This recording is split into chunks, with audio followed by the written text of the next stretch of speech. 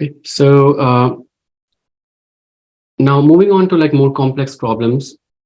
For example, in this scenario, like it's visual business recognition, and the idea here is, what if you are at a location and you have a camera and you're just capturing the video feed, right? But you don't know where exactly you are, and you want to know like what the store is. So if you just take a video or take a photo, then can we recognize like your location, or can we recognize like which store this is? And that can fetch you like a lot of other information, like what different items are available in this store, whether it's useful for you or not.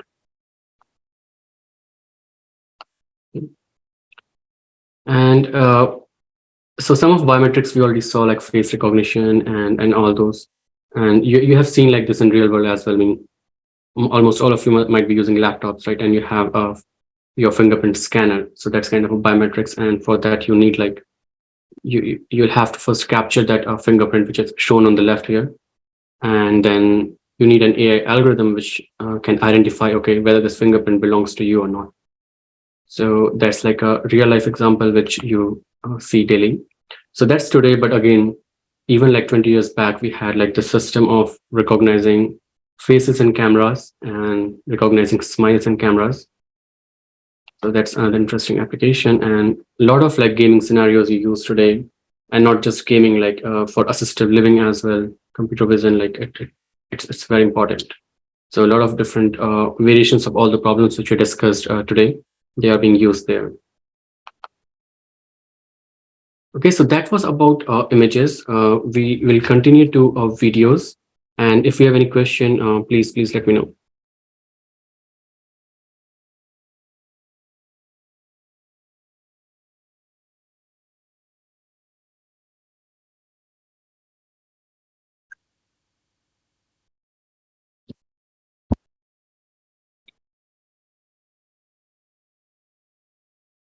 All right, so that's good. Seems there is no question.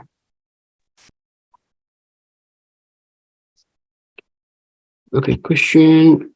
Do we use more advanced version of the flood fill algorithm for semantic segmentation?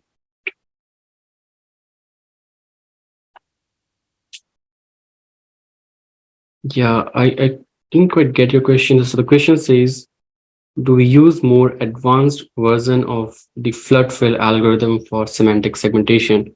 Probably you're referring to like one of the technique which is used for segmentation, right? Region growing maybe. So we'll discuss some of this in the later half of the course. Okay.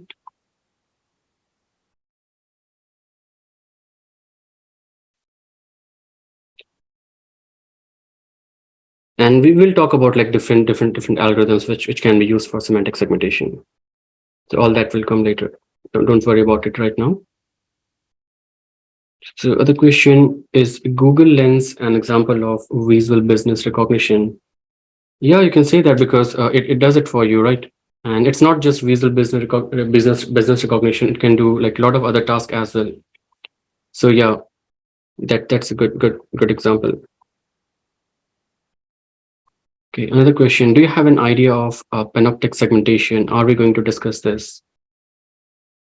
Panoptic segmentation, I mean, we will cover like the basics of segmentation, and we'll even go to like semantic segmentation, but panoptic, yeah, we don't have in this course. Okay. But of course, I mean, if you want to discuss like this, you're welcome to join like office hours, and we can have a discussion on this topic. Okay. All right. So I think those were all the questions. So let's move on. So far we have seen that the different problems which can be solved like when we just have images, right? But if you think about this as a human, we are like observing our 3D environment, right? And it's not that we keep capturing like these images. It's kind of a continuous stream, and whatever formation is being like done in back of the retina, it's like continuous, right? It's kind of a sequential data, and you can compare that with a video. And video is exactly the same. You just don't have like one frame, you have sequence of frames. And like one important property which defines a video is the frame rate. And usually these days, like all the videos are 30 frames per second, which means that if you play a video, then in 1 second, there will be roughly 30 frames, right? So that's kind of optimal, and you can recognize like different motions without observing any jerk or like or discontinuity in the motion. Okay. So video, it's nothing. If you think about like it's just, as I said, a sequence of frames, and you can actually analyze each and every frame independently. And usually, like in a lot of problems, people do that and then try to make inference about the video. But again, there are different techniques how we can infer information from a video. So let me give you some examples of what are the different tasks which can be solved using videos. And to start with, we have action recognition. So the idea here is, like, now instead of having an image and an object present, in this case you have a video, which is again, as we discussed, sequence of frames, and some action might be happening in that video. All right, so the goal is to recognize which action is happening. So if you can correlate, this is like the basic problem remains the same. It's classification, or it's recognition problem, right? The same way we were trying to solve object recognition, in this case we are solving action recognition. So at a high level, it's the same. Now, similar to the problem we had for objects, which was object detection, where we have to detect like different objects in an image, we have action detection. And the idea here is, given a video, there might be multiple actions happening. So not only can we recognize those actions, but can we also localize where these actions are happening in that video. So in this case, it's like a very challenging case. It's a surveillance video and like multiple people walking. So it's showing that how they are detected, and we also know that which activity these individuals are performing. So it's much more challenging than just object detection or activity recognition. Now, moving ahead to like segmentation, same as we had like semantic segmentation images, we can have video segmentation. And of course, there can be a lot of variations depending upon like the flavor of the problem. Here, I'm showing you like on the left, it's just showing you segmentation, but it's not like complete segmentation. It's trying to track objects. And the idea here is like, let's say if you know in the first frame what different objects are present, can you track them across time and also segment at the same time? Okay. And the same problem on the right, you can see the video. We have those two parrots, right? We know that we want to track these two parrots in the whole video. And this is the result like from one of the work which we had like, I think a couple of years back. Now, if you had to do semantic segmentation in videos, which will be actually quite challenging, the difference will be you will also be interested in like the person who is playing with the parrots, right? You want each and every pixel of that individual to say, okay, this is a person. And you can assume that the complexity will be much more than this. Now, some other variations of problems in videos. And again, this is true for images as well. This is called like cross reaction synthesis. This is like some work which we did like last year. It's actually quite interesting. The idea here is, if you have a video in which a person is performing some action, now can you synthesize or generate a video of the same action from a different viewpoint, right? And the problem actually also translates to images, where like if you have a image of an object from certain viewpoint, can you synthesize it from a different viewpoint? So the problem remains the same. It's cross view synthesis, but in this case it's actions, and due to action there is motion, which makes it more complicated.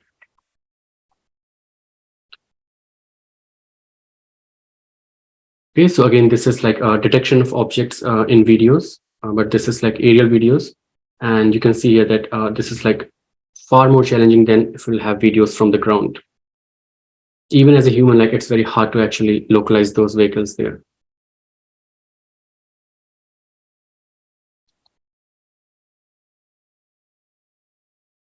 Right, so that was detection. And the next step will be, okay, we have detected, but can we track them?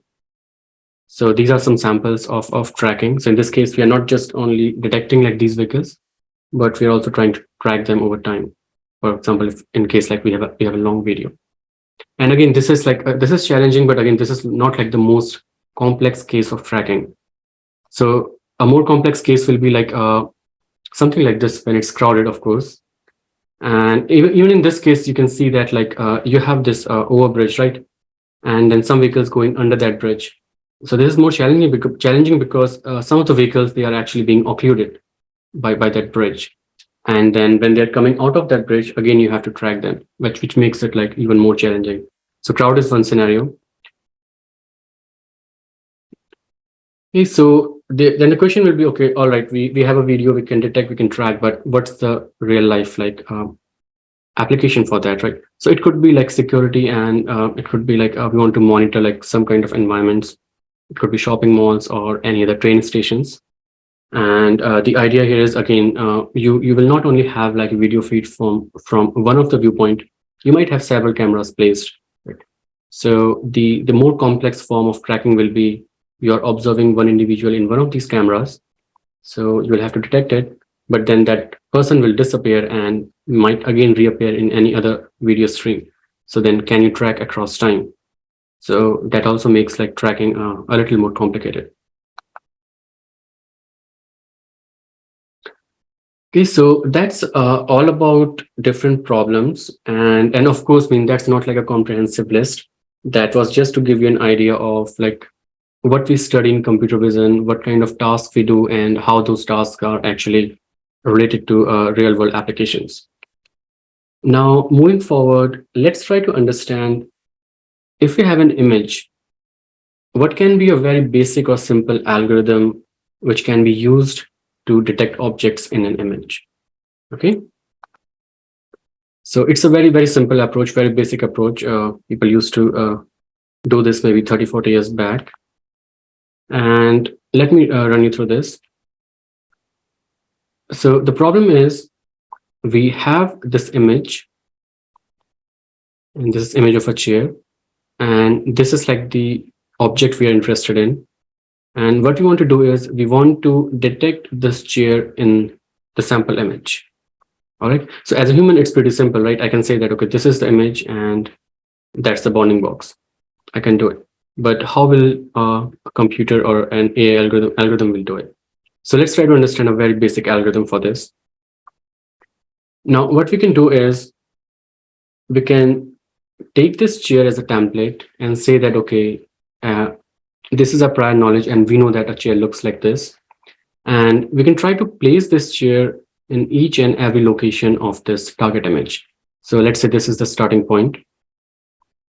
Right? And then what we will do is we'll try to match pixel wise how similar this patch is with this template. Okay, a simple way to do that will be, so now you know that how a RGB image is represented. So what will happen is for this particular template, you will have just 3 different arrays, right? And each array will be for either R, G, or B. So it's basically like a 3-dimensional matrix. And let's say if number of pixels in this or height or width of this template is, let's say roughly 100 pixels and maybe 50 pixels. So you will have 3 different matrices or 3 different arrays, and each array will have the bunch of numbers representing those pixels. And each channel will have roughly like 100 times 50 values. Okay, so all that we have, and same amount of data we will have on this patch as well. So what we can do is we can try to compare each and every value. So for example, the starting from the top, so we'll have 3 values at that location, right? We can do point-wise comparison of those 3 values with the 3 values present here. And we can take maybe a simple distance between, we can just subtract them, and then we can just take an average. That will give you like a good estimate of how close these 2 patches are.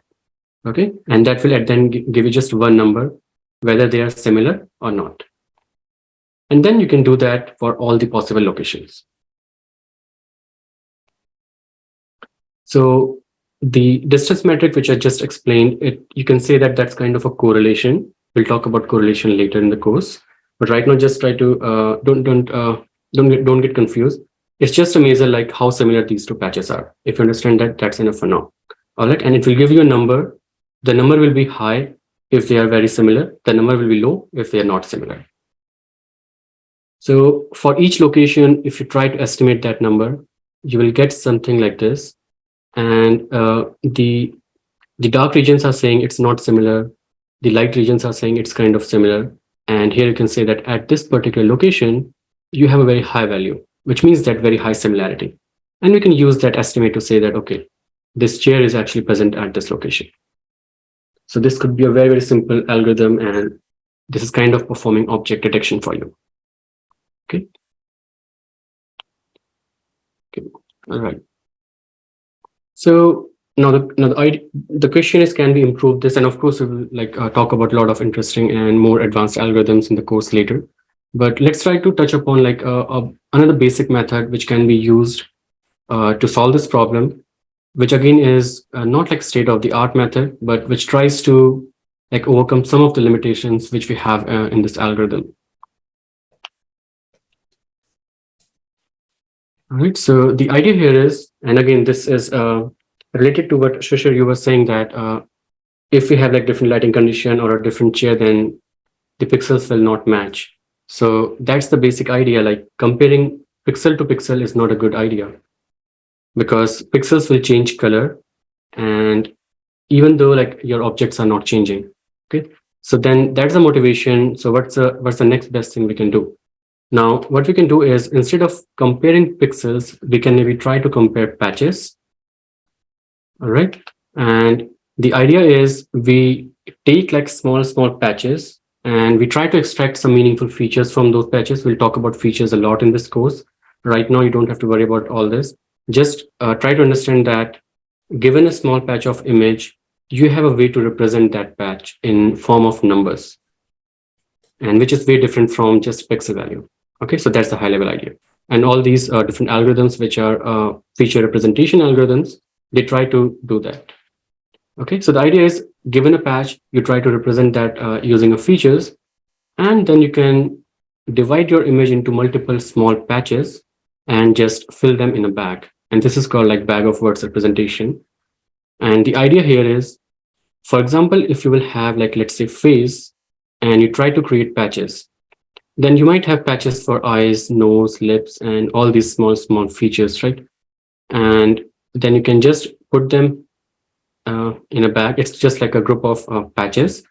And now what you will do is, instead of comparing pixels, you will try to compare whether you have these patches present or not. Okay, so this is better than just comparing raw pixels.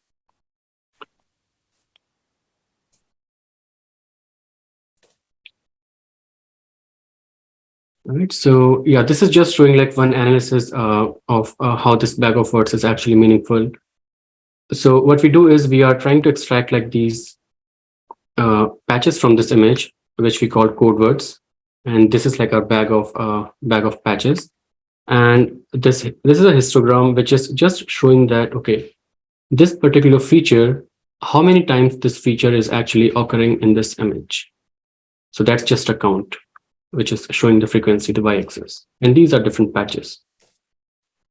For example, if it's an image of a car, you might have some patch for wheel, and ideally what will have, if it's a car, then your patch for wheel should say that, okay, there are 4 different patches in the input image, and in comparison to let's say a motorcycle, where you will only have 2. So that's a high level idea how this bag of words histogram will work. And that way you can distinguish between motorcycles versus cars, because there might be a lot of other features which are actually quite similar in motorbikes and cars.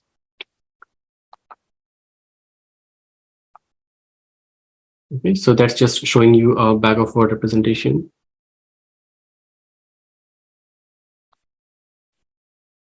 All right, so yeah, we briefly touched upon this. Let's talk about it in more detail. There are tasks which are actually very easy for us as a humans to solve, and there are tasks in which computers are actually very, very superior. Okay, so let's briefly touch upon this. And again, we don't know the exact answer, which tasks are actually easy, which are difficult, but we'll just try to touch upon this and give you some examples. For example, if this is an image, and as a human, I will ask you to just count how many people are present in this crowd. I mean, it will take you a lot of time, right? Maybe hours just counting the heads. But that's not the case for a computer. If computer, like, the algorithm is like very well in just counting the heads, it can do it pretty quickly, right, within seconds. So this is like one task where you can say that, okay, it could be very challenging for us, but pretty simple for computers. But again, I'm not saying that computer might be very perfect. It could be that we are taking 2 3 hours, but we are better than computers. But again, it took us 2 3 hours. So that's a point of comparison. All right. So the high level idea is, if we distinguish tasks as, let's say, global versus local, then local tasks are actually easier for computer and global tasks are easier for us as humans. So let me try to differentiate between these two. Global task is something like a high level interpretation of the given problem. All right. For example, let's say if I just ask you, given an image, like which objects are present, or can you describe like what these individuals are doing? So you can quickly analyze that image or a video, right, and quickly say, okay, what is happening. But that kind of task is very difficult for computers because that requires analyzing and the interpretation part, right? So that's where the AI actually lacks a lot. Contrast to that, if you look into local tasks, where it's just about like maybe comparing features or doing some kind of similarity in a local neighborhood. So those local tasks are actually easier for the computer. And counting heads was like one such task because it's just about like we will have some set of features for those heads, right? So all computer has to do is like try to match those. And it doesn't matter like whether there are thousands of heads or like many heads, right? It can just match it pretty quickly. But for us, we'll have to like go and count each and every head, right? So that's kind of tedious. So which makes it difficult. Okay, so I think this is the last segment of this introductory lecture we have, and I will give you a brief history of like where computer vision was when it started and where we are today. Now, roughly 50 60 years when it all started, like if we have like something like this, I mean, this was too big for computers. I mean, because this is like so many pixels, it's a high resolution image, it's colored image. So we didn't have like any capability to even process or store these kind of images, right? So that was a state.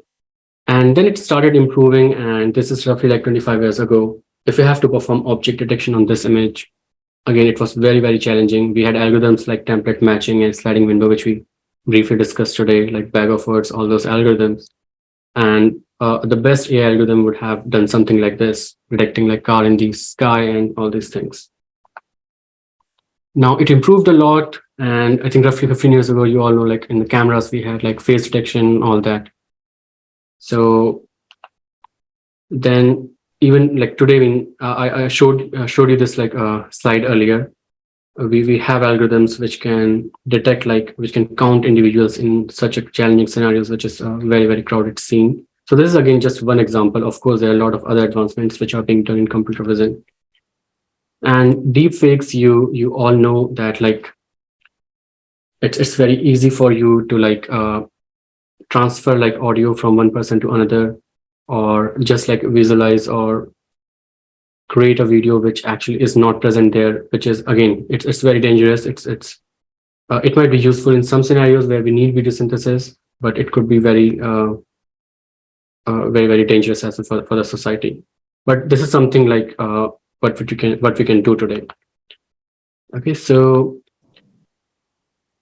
we can skip that. Yeah, so I think that's all I had for this first lecture. And before we switch to the second lecture, which is linear algebra basics, we'll be taking some questions if you have any.